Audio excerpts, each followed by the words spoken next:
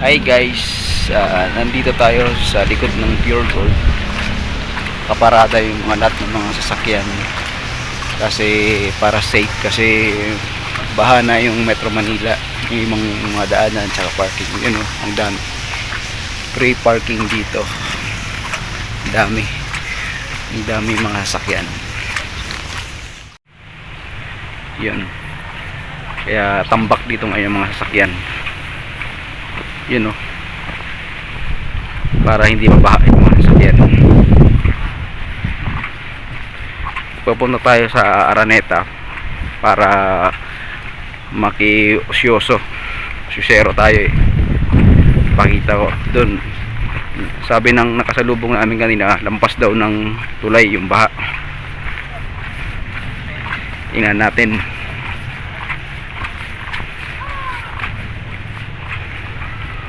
Ano guys, pati fire truck nakagarahin na dito. Yun o, Pure Gold.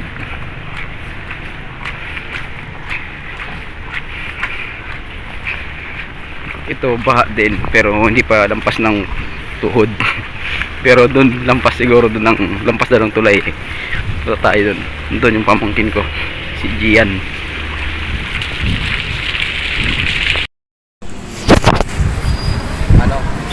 Sakit na mga tae ng mga tae, mga ihi ng daga, pusa, leptospirosis. Delikado yan guys, huwag nyo lulusong dyan. Lumusong kayo dyan, pag uwi nyo sa bahay, magbukas agad ng pa. Delikado kasi masyado. Bukas ang Pure Gold na yun, kahit pa bukas siya, pwede mag-grocery. Tingnan nyo dito, parang akyat kami sa taas para makita yung pwede mag take out dun sa KFC. Bawal. Sarado.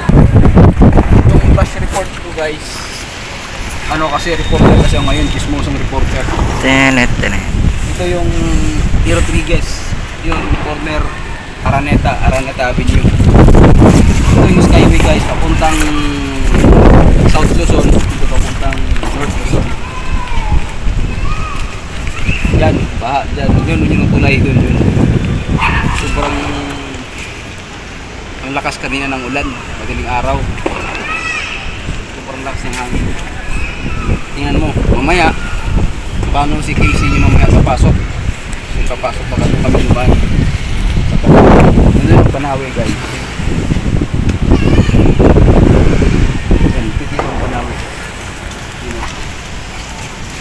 Kasi kaya binaba dito guys, kasi yung slope kasi dito, ito yung paakyat pa ganun, pababa to, tapos papunta dun sa New Manila, sa St. Luke's, pag ganun na yung pababa, tapos papuntang Cubao, Okay, papuntang Cubao sa papuntang Kumasumura to, pababa yan. Kaya binabaha talaga. Kasi parang isipin mo dating yung panahon bundok to na tinanggal yung mga puno, pinatag. May slope din siya. Makikita nyo yan pag walang mga sasakyan. Makikita mo yung slope ng lupa. Tingnan mo yung slope para packet dun. Doon o. Tingnan nyo dito. Ang taas, nasa pataas yung mga sasakyan kasi wala kayong makikita ng sasakyan. Dito pababa na. Yun o. Pababa. Dito talaga bumuhos yung ulan dito ng 3 oras. Baha na talaga siya dito. Yan o. Malalim yan guys. Lalo na dun sa part na dun na Araneta. Sobrang baha. Mataas yan.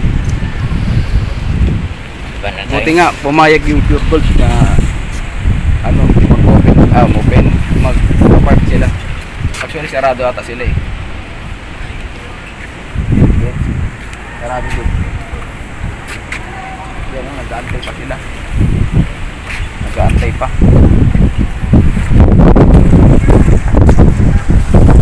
So, mawala itong baha mga 4 hours. After 4 hours, wala na yan. Kawawa yung sa Marikina guys. Dati kasi sa Marikina yung unang bagyong Undoy. Bagyong Undoy.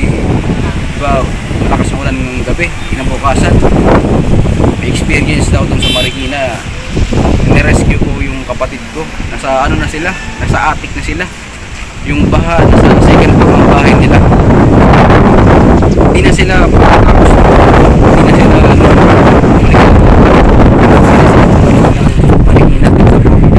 may bahay sila sa Provident. Kapatid ko si Ate Kinit.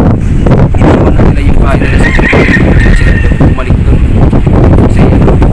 Kasi taas. Tapos sila baka mangyari pa ulit. Ito nga, nangyari nga ulit. Sabi nila. Sabi ko nga sa kanya, sayang yung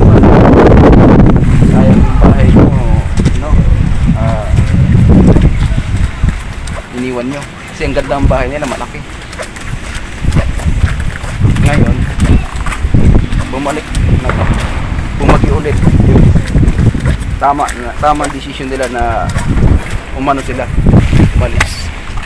Kasi yun, alam mo yung bahay, yung putik na naiiwan dun sa Bagyo, sa yung Undoy. Ganon din ngayon yung putik, yung pinala namin doon sa bahay nila, makapal ang putik sa bahay nila. Tapos kasi iba nagkapala kami ng bayaw ko sa bahay nila, nagka-leptospirosis pa niya, leptospirosis pa siya doon, 50-50 yung buhay niya. Inadmit siya sa diyan sa UMC sa ICU. Kaya guys, ingat kayo pag may baha, huwag kayong tulugin sa mga ganyan. Hindi lang baha, yung kuryente niyan, yan. Yung mga kuryente yan, may mga live wire yan. Huwag kayong tulugin sa ganyan. Yan, kaya mga ganyan tao, nandiyan sila. May live wire yan, ingat kayo. Silang may poste. PPE. May live wire, huwag kayong inulusog dyan. Antayin nyo lang kumupa. May PPE sila. Pumilit. Okay guys, So, nakita ko na yung update sa flash report ko. Mismosong flash report. Okay, uwi na kami.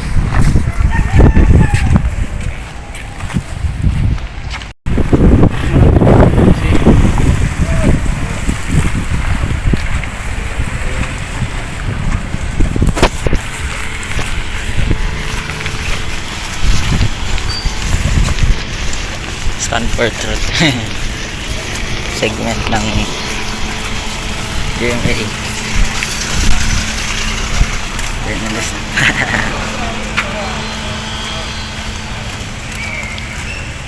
Hindi na ako mag-ano, pero kitang-kita naman po ninyo na medyo mataas po. Mataas yung yung ba parang hanggang tuhod na.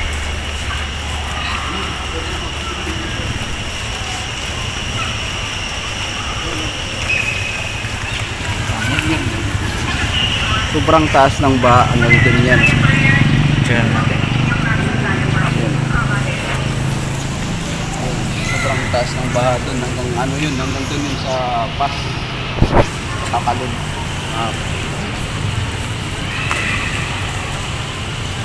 Tara.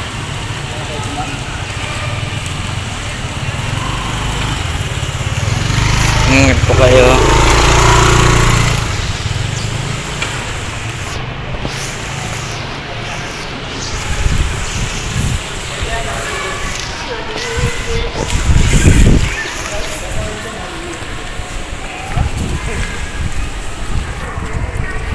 Alam nyo guys, pag bumaha dito sa Metro Manila, pag binaha na yung pinakita kong parking lot kanina, ibig sabihin, baha na yung buong Metro Manila. Marami na nung kung mga bahay na baha. Kasi ito na yung pinakamataas yung area namin. Kung babaha yun, yung parting ng Rojas, dun sa Frisco, baha na yun dun, sigurado. Dun yung pinakamataas na lugar. Iglesia Cristo. Dito sa taas kayo, walang bahay, sigurado. Kaya yun. Ito, ngayon lang tayo makakapaglakad dito, walang sasakyan. Kasi parada na yung mga sasakyan, nandyan, mga jeep. Parada na.